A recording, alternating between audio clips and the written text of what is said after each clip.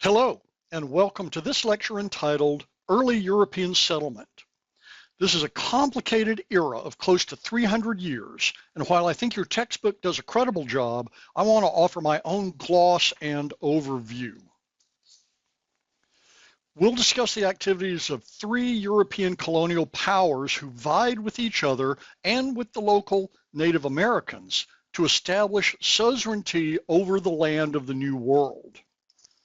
One of the most important things to remember is that although maps show entire territories as belonging to Spain, France, and Great Britain, no colonial power had very much effective control over anything, particularly far away from their central bases of operation. And much of their power was in the native friends that they made. The boundaries on the map, like the 1720 map that forms the background of these slides, so take a second and look at that, are aspirational. They're from the viewpoint of colonial map makers and are representations of what are basically mutual non-aggression pacts between the European colonizers, unless of course one side could win against the other. Much of this territory for colonizers and natives was frontier, that is, spaces between concentrated settlement.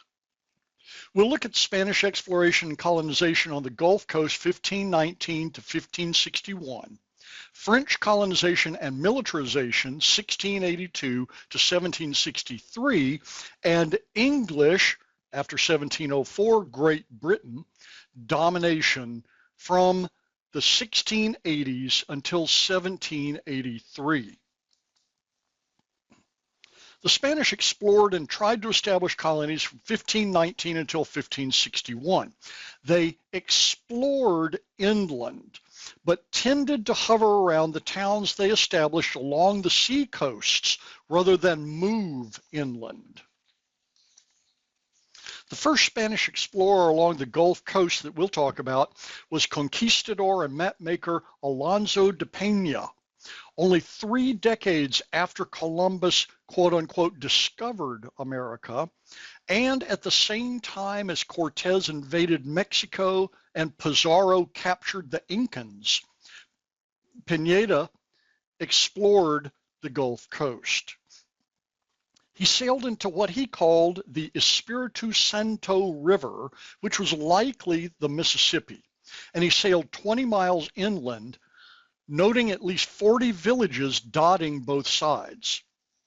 Map making then was about making detailed soundings of the coastlines and producing sailing maps called portolani. And in this endeavor, Peña mapped the Gulf Coast of Florida, Alabama, Mississippi, and Louisiana. He established 2 facts that were then in dispute: that Florida was a peninsula and that the passage to Asia did not exist through the Gulf of Mexico or the Caribbean Sea. In Alabama, we usually consider Hernando de Soto to be the first Spanish explorer. In 1539, convinced that all of the Americas could produce the same quantities of gold as the Incans, he received a commission to trek through what is now the southeast United States. He entered Florida at Tampa in 1539 and followed the path you see here, though we're not sure exactly of the route, northward into modern Georgia and Carolina, then westward into Tennessee, and then in what's now North Georgia, he followed the Coosa River into Alabama.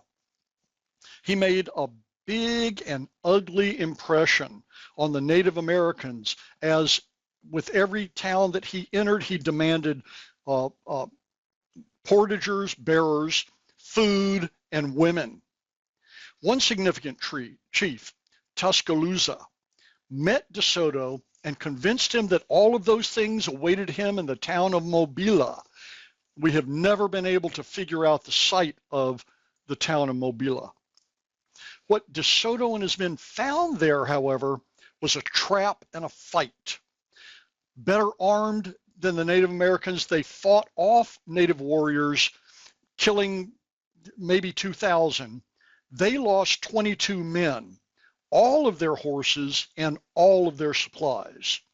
They occupied Mobile to recover, and then they set off to find rescue, first up the Tombigbee River into Tennessee, then south along the Mississippi and its tributaries, finally turning west after De Soto died in Natchez in 1541.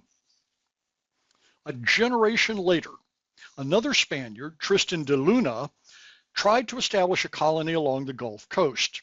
He had set out from Veracruz, Mexico, for what is now Mobile Bay, but changed course to enter Pensacola Bay, then named for the Creek village that was there, Ochusi. He brought a small fleet and 1,500 settlers. Part of his charge was to establish an overland route to a town called Santa Elena near present-day Charleston, South Carolina. This was to hem in the British, who were pushing their colonies down the Atlantic coast to what Spain considered its territory in present-day Georgia. A hurricane on September 15, 1559, sank the ships that De Luna had not sent back to Veracruz, along with the colony's supplies. And so an advance party tried to contact natives, and what they had heard were wealthy cities along the line of De Soto's march in 1539 and 40, 20 years earlier. By 1559, disease had ravaged the native population and ruined their prosperity. Spaniards made it to Coosa in North Georgia before turning back. The colonists were rescued and evacuated, and with them the last serious attempt by Spaniards to colonize widely the Gulf Coast. However, they did not surrender any claims they had to New World territory in the continental United States, and they maintained a small town at Pensacola. Let's look now at French settlement. It took more than a century for the French to make a move. Beginning with Louis XIV, France became a colonial power in the New World, as well as in the Caribbean and India. France's hold in the Americas lasted 80 years. The first French exploration leader to investigate and claim land in the continental United States for Louis was De La Salle, who in 1682 explored the Great Lakes and much of the Mississippi River. His party laid out Chicago and St. Louis, among other places, and De La Salle claimed the entire drainage of the Father of Waters for the Sun King. Important for Alabama history was his companion Henri de Tonti, an Italian adventurer and French officer who settled near Mobile after his service with De La Salle. De Tonti's importance was his ability to intermediate between the French incursion along the Gulf Coast and the Native Americans among whom he lived.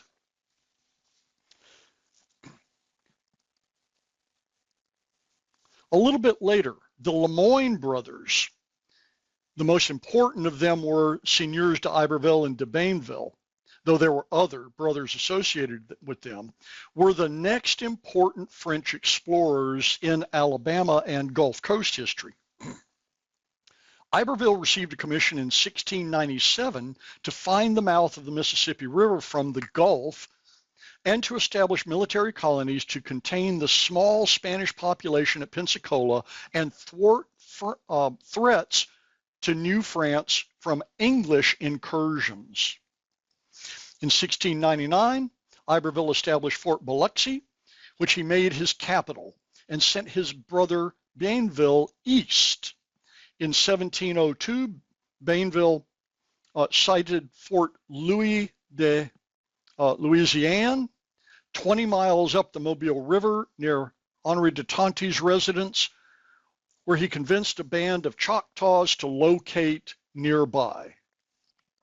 His soldiers then forced these natives to work in their fields, and when they proved unsatisfactory, the French began importing enslaved Africans from the French West Indies in 1721. Although the French sent parties of women to marry the soldiers, the location of Fort Louis was difficult. Then an English raid on Dauphin Island at the mouth of Mobile Bay in 1710 and a disastrous flood in 1711 led Bainville to move to the present location of Mobile in 1712. There they built a stockade called Fort Condé, as well as habitations in the town. Because of continued tension with the English, even after the end of Queen Anne's War, which we'll talk about in a minute, in 1716, Bienville used English distraction with the Yamasee War in the Carolinas to create Fort Toulouse near present-day Wetumpka in the heart of the Alabama country, which was a group of Creeks with whom the French had just made a treaty. Seeking to strengthen French control on the coast and on river ports, Bainville then established New Orleans in 1718. Then in 1736, to punish the Chickasaws who were allied with the English for the Fort Rosalie massacre, Bainville sent troops to build Fort Tom Beckby near present-day Epes in Sumter County up the Tombigbee River.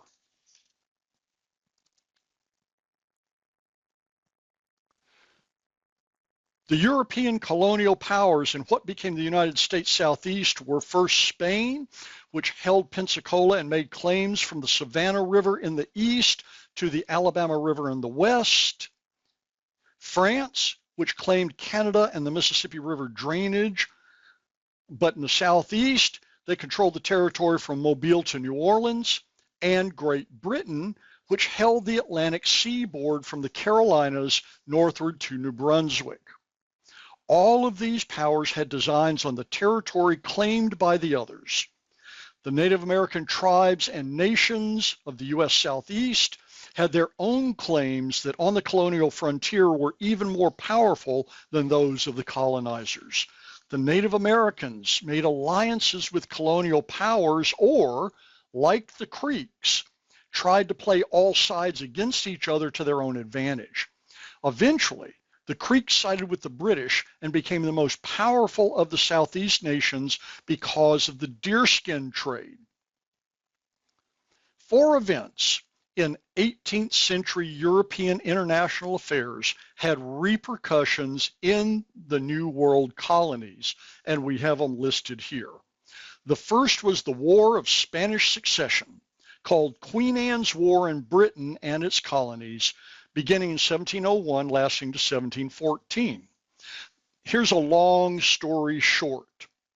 The sickly king of Spain continued to outlive his successors who had been mutually agreed upon by Britain and Austria on one side and by France and Spain on the other.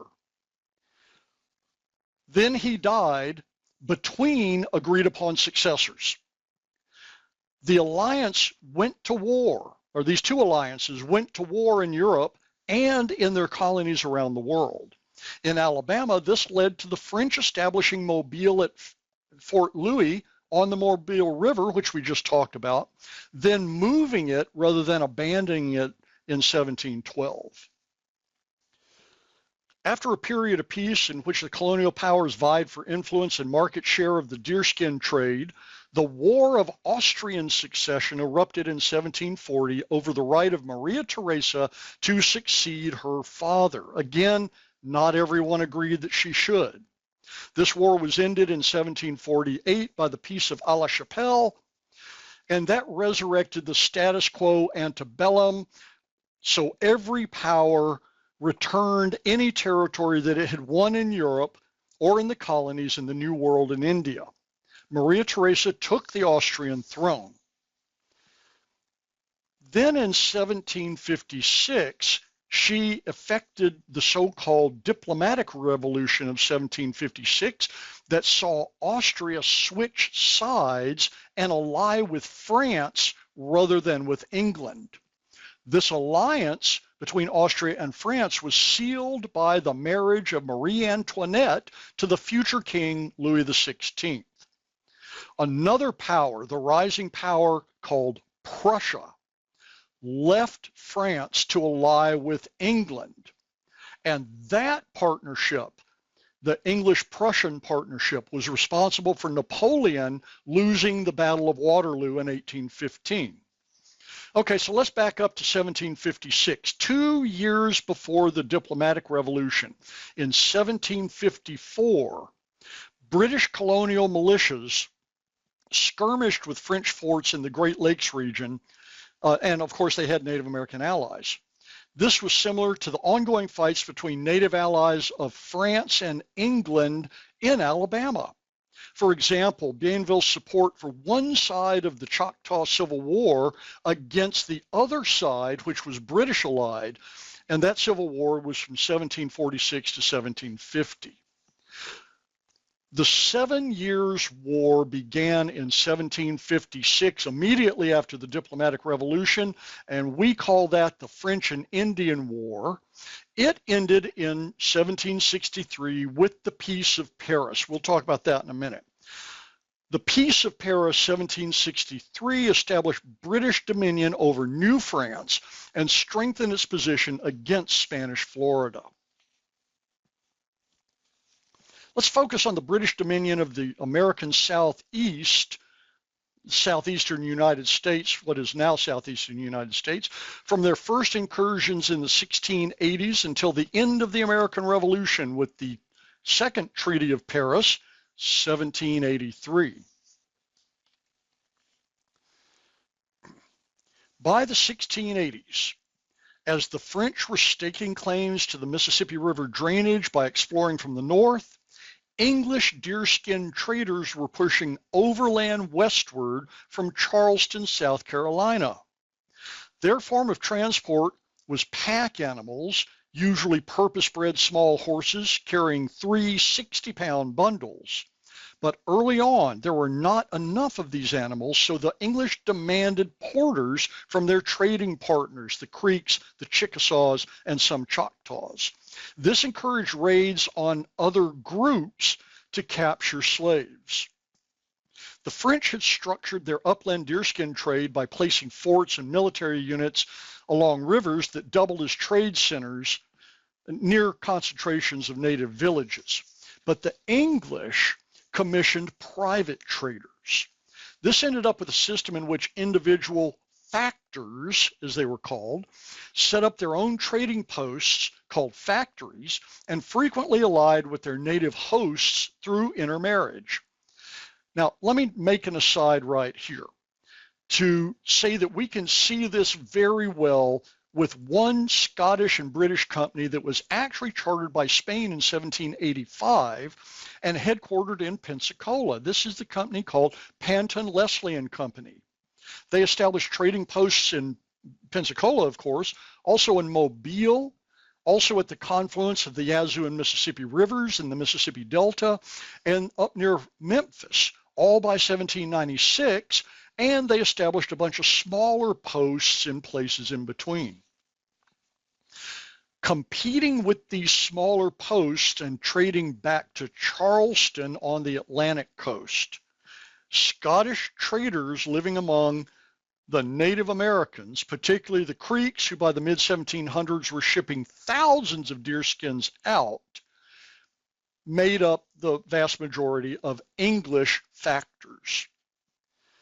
These Creeks shipping so many deerskins out were over-hunting their areas, so they had to extend their harvest grounds throughout Alabama and into other places in what is now the southeast U.S. One Scot trader, that's trader, not traitor, whose family became important among the Creeks, and it demonstrates not only the trade but also its political economy, was a guy named Lachlan McGilvery, who married the Creek princess, and you can put that in quotation marks, Sahoy, and whose son was Alexander McGilvery, who was born in 1750, lived to 1793, 43 years old. Being well educated and having lived among whites, he understood the international politics as well as the native politics and could act as a diplomat. When his loyalist father, Lachlan, fled Georgia during the American Revolution, Young McGillivray returned to his mother's home in the Creek village of Little Tallahassee, where he became very influential among all of the Creeks and was rewarded for loyalty by the British. In 1790, after this territory, and we'll talk about it in a minute, transferred over to the Americans, McGillivray negotiated a stipend for the Creeks by the Americans to make up for the bad feelings that the Creeks had when the British just gave the Americans their possessions in the continental U.S. at the end of the Revolution. Then in 1793, McGillivray negotiated a personal stipend in a secret treaty with Spain. McGillivray died that year in 1793. This left a political vacuum that wasn't filled until Benjamin Hawkins, a North Carolina state senator and friend of McGillivray, was appointed by George Washington as Indian Commissioner in 1796. Historians generally agree that whereas McGillivray had tried to keep the Creeks independent, that Hawkins brought the Creeks into dependency on the Americans. This helps explain how the Creeks split into factions and fell to the Americans in the First Creek War of 1813-1814. A final note, the United States created a factory system similar to the French, that is, state-supported, usually with trading posts at military forts, to compete with the remaining Scott factors who were operating independently, and particularly with Panton, Leslie and Company. The U.S. did this at Fort Stevens, for example, one of the first significant expeditions up the Alabama River in 1802, and this entire system was in place by 1822.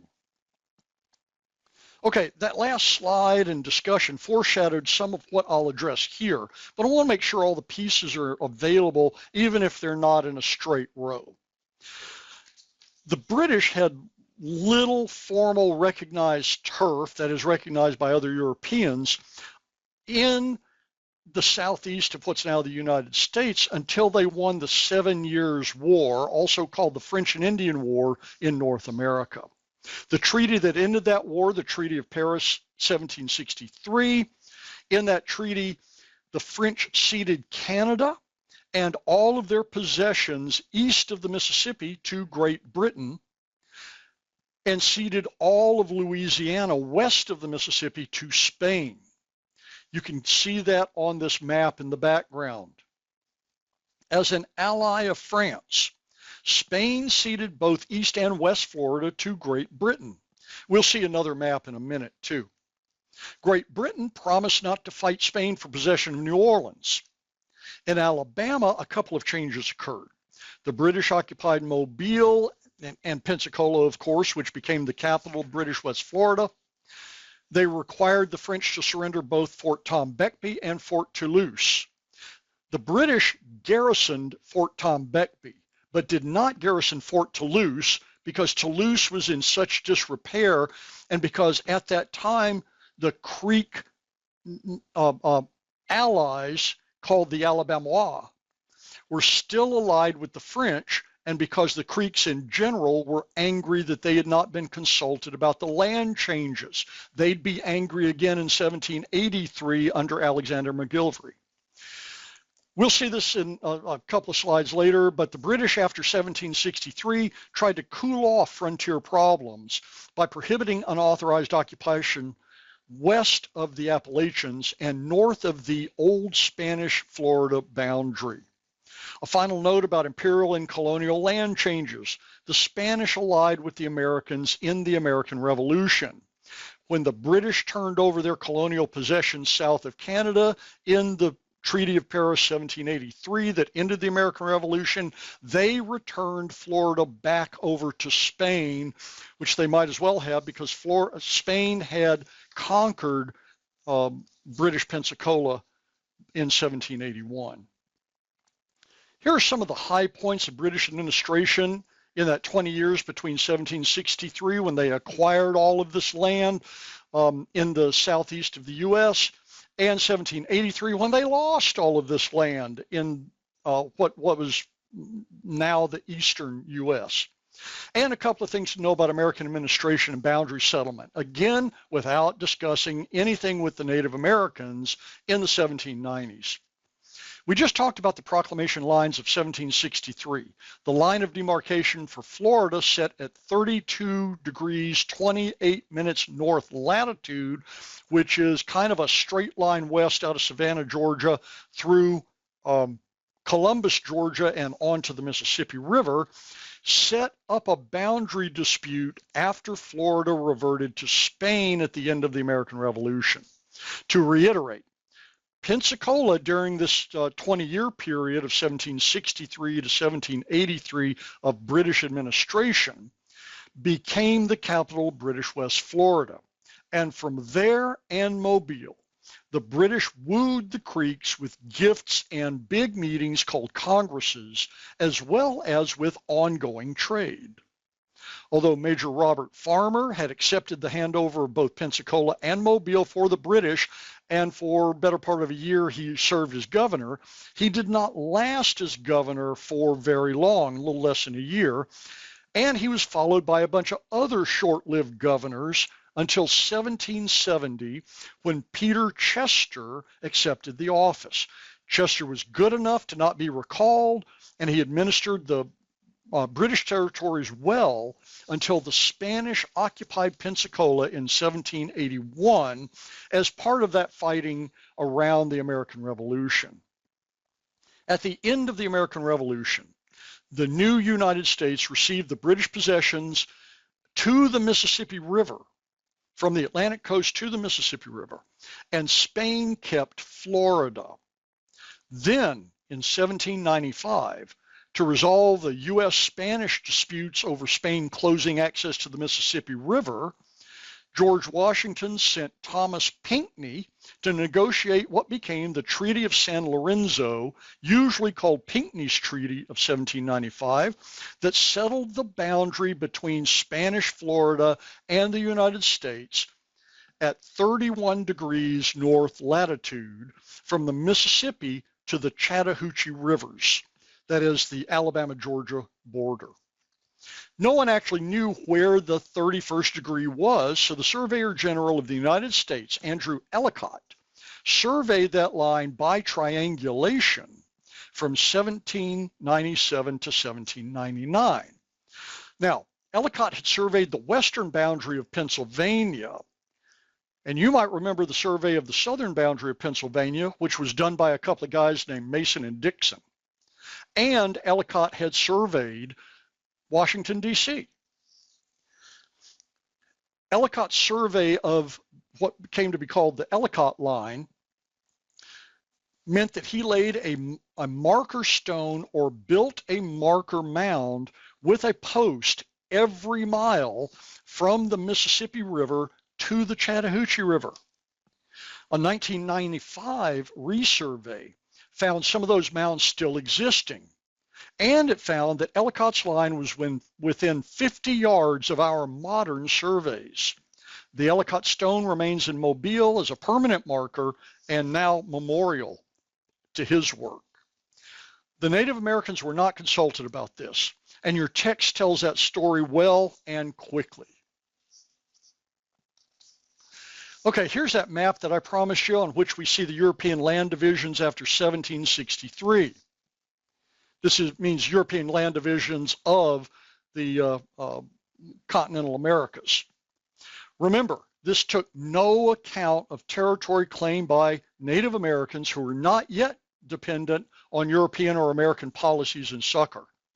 The native tribes and nations had their own agendas and recognized each other's territory. They did not care about land claims by imperial nations of Europe, except in how those claims affected their trading partners, whether they would be French or British or Spanish. The real issues with this map are the changes in French claims in Louisiana, La Louisiane. We see the pink area. France ceded that area to Great Britain in 1763, and it ceded the yellowish-greenish area to Spain that same year in that same treaty. The striped area of Florida indicates that Spain ceded that to Great Britain. To us, right now, the most important part of this map is the so-called Indian Reserve of 1763, that is the pink area bordered by a green outline just west of the British colonies in dark red. These lines were the proclamation lines of 1763 that we've already talked about to prevent colonization by the 13 colonies west across the Appalachians and to prevent colonization into Indian territory north of the old Spanish boundary, 3228. The British didn't want the headache of trying to pacify this region and make it safe for colonists. They wanted the Indians as trading partners, all of the Native Americans. However, all of that changed in 1783 with the withdrawal of Great Britain after the American Revolution. And then we talked about the Ellicott line, which you can see in the dashed line just above the words West Florida. Okay, this ends the lecture.